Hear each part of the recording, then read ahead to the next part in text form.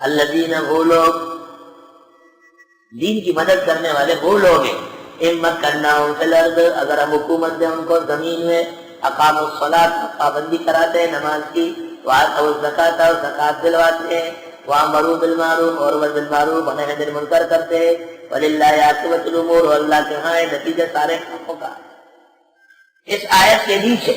امام راضی نے اپنے تفسیر میں لکھا ہے کہ تبلیغ کے دو طریقے ہیں، ایک قوت کا نفاذ جو خلیفہ کرتا ہے، اور ایک علم کا استعمال جو عالم لوگ کرتے ہیں۔ تو نمازیں پڑھوانا اور زکوٰۃ وصول کرانا یہ حکمران کا کام ہے، اور امر بالمعروف اور نہی عن المنکر کو سمجھانا علماء کا کام ہے۔ علماء اور خلفاء دونوں مل کر کے دین کا پورا کام کریں۔ جب اسلامی حکومت قائم ہو تو تبلیغ تکڑی ہوگی، طاقت ہوگی، اور جب اسلامی حکومتیں مضمحل ہو گئی تو دینی تبلیغ بڑھ گئی، علماء زبانی کلامی اور حکمران اپنی بدماشی بہائی۔ اب جو تشریح میں نے کی ہے اس کو آپ کو سمجھنا چاہیے کہ میں نے کیوں امام راضی کا حوالہ دیا ہے۔ تو حاصل کلام کا یہ نکلا کہ صحابہ کے دور کا اور بنو امیہ اور بنو عباس کے دور کی تبلیغ بکمال تھی، کیونکہ اسلامی طاقت بھی موجود تھی، علم کے ساتھ طاقت کی بھی ضرورت ہے۔ وہی یکذبوک، اور یہ تصدیق کرے آپ کی، فقد کذبت قبلہم، تحقیق تصدیق کر چکے ان سے پہلے قوم نوح وعاد وثمود، نوح علیہ السلام کی قوم عادی و ثمودی، وقوم ابراہیم، ابراہیم کی قوم، وقوم لوط، واصحاب مدین، مدین والوں نے شعیب کی قوم، وکذب موسیٰ، حضرت موسیٰ کی بھی تکذیب ہوئی، فحملت للکافرین، میں نے مہلت دی کافروں کو، ثم اخذتهم پھر پکڑا انہیں، فکیف کان نکیر، کیسے رہا انکار، فکأی من قریۃ اہلکناھا، کتنی بستیاں تھی ہم نے ہلاک کی، وہی ظالمہ، اور وہ ظالم تھی، فہی خاویہ، پس وہ پڑی ہوئی علی عروشہا، چھتوں کے بل۔ یہ بھائی صاحب دیکھو آیت،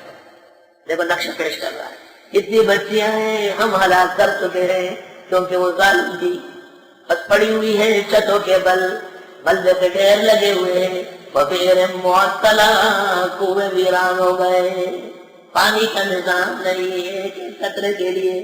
ہماری بچیاں ترس ترس کے مری، وقصر مشید، اور راجہ کشمیر کے وزیر اعظم کا بنگلہ بٹا گیا، وقصر مشید، اور محل مضبوط۔ ماننا پڑے گا کہ جس جگہ تکلیف آئی مسلمان مجرم ہے،